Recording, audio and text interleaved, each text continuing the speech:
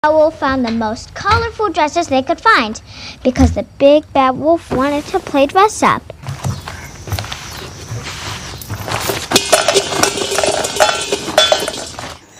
Berlatar di sebuah rumah, kisah akan berfokus dengan memperlihatkan seorang perempuan bernama Ramona atau kita panggil saja si Mona. Selain itu, Mona juga sangat bersyukur karena dalam kondisi kakinya belum sembuh akibat kecelakaan beberapa tahun yang lalu bersama suaminya, bahkan sampai suaminya tewas. Ada seorang anak laki-laki bernama Tyler yang harus mengambil alih pekerjaan rumah seperti memasak sarapan pagi untuk Mona si ibu, dan satu adik perempuannya bernama Annie. Ini parasnya, meskipun kehidupan mereka tak mewah-mewah banget, Mona terus berusaha memberikan kebahagiaan kepada kedua anaknya.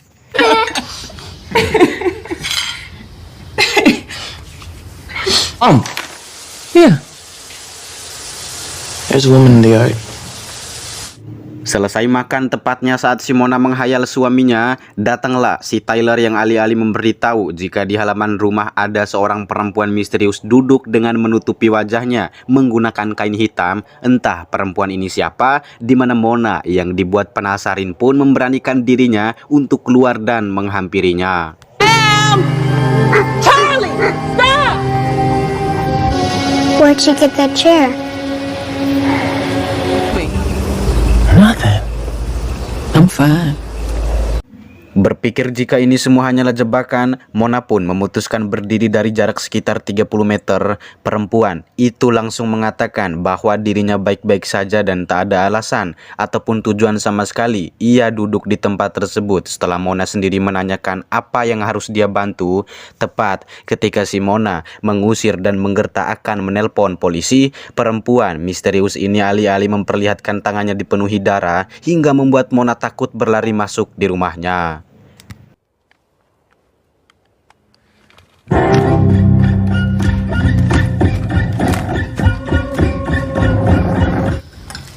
Mom. No? Usai masuk rumah, Mona malah menawarkan es krim kepada kedua anaknya seakan-akan barusan tidak terjadi apa-apa. Sedangkan Tyler sama sekali tidak tenang soal perempuan di luar rumah. Apalagi Tyler sendiri adalah anak laki-laki yang harus bertanggung jawab menggantikan ayahnya. Jadi tak heran jika Tyler merasa khawatir akan terjadi hal-hal buruk kepada ibu dan satu adik perempuannya. Sampai-sampai Tyler harus kena marah saat Tyler bersikeras ingin mengambil senjata peninggalan bapaknya dulu buat memberikan pelajaran kepada perempuan di halaman rumahnya. Iya, tepat setelah Mona membawa si Annie ke kamarnya, Tyler yang tak mau kesempatan itu sia-sia pun alih-alih memutuskan untuk mengambil senjata tajam dan keluar dari rumah untuk memberikan pelajaran kepada perempuan misterius tadi, berharap rencana tersebut akan berhasil. Tetapi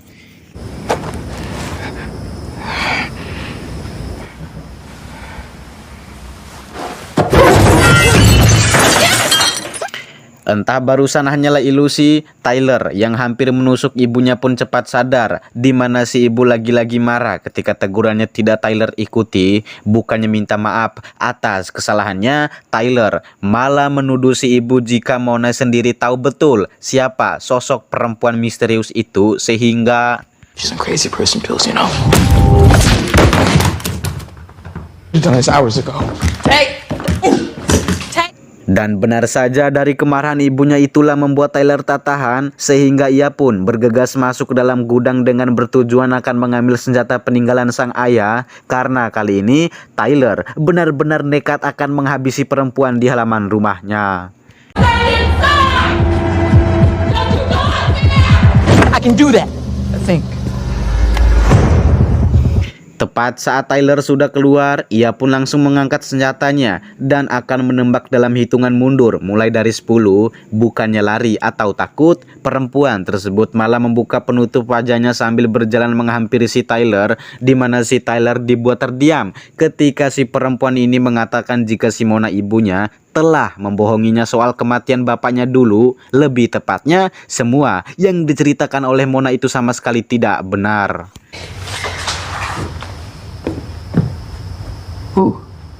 What are you doing? Mengetahui semua itu, Tyler yang kecewa pun masuk dan menyuruh si ibu untuk berkata jujur. Apakah kematian bapaknya waktu itu adalah ulahnya sendiri atau malah sebaliknya? Mona menjelaskan memang dialah penyebab dari kecelakaan itu hanya karena ngambek masalah si suami tidak pernah ada waktu untuk dirinya. Bahkan yang mengendarai mobil saat itu adalah Mona sendiri. Tetapi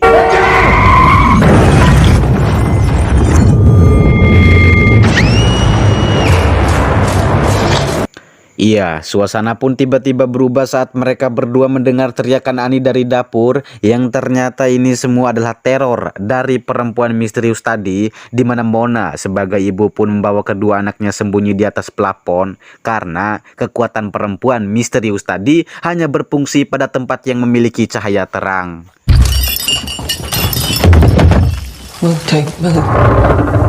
Tak puas mengendalikan kekuatannya, perempuan misterius itu pun langsung menghampiri mereka di tempat persembunyian atau di atas pelapon, sehingga kejadian yang tidak seharusnya terjadi pun kini terjadi, yaitu perempuan tersebut menyekap si Ani sebagai pancingannya.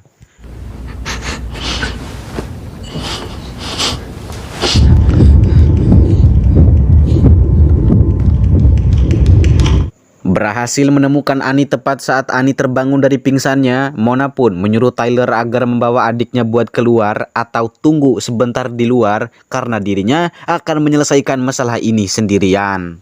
That's why I'm here. To help you.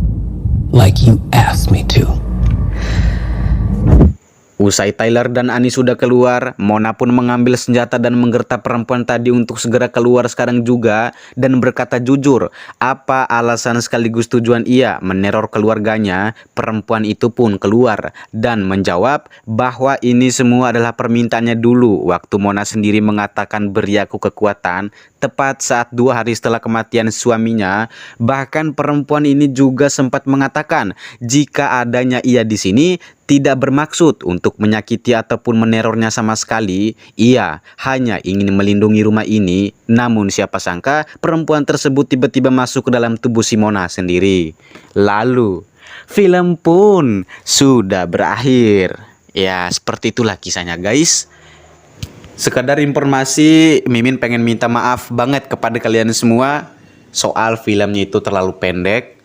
Ya terlalu nggak nyambung juga filmnya akibat ada kesibukan-kesibukan yang harus Mimin kerjakan guys, karena Mimin juga baru mulai ngonten juga guys. Oke, mungkin segitu aja yang bisa Mimin sampaikan pada video kali ini. Terima kasih banyak kepada kalian semua dan sampai jumpa di video selanjutnya.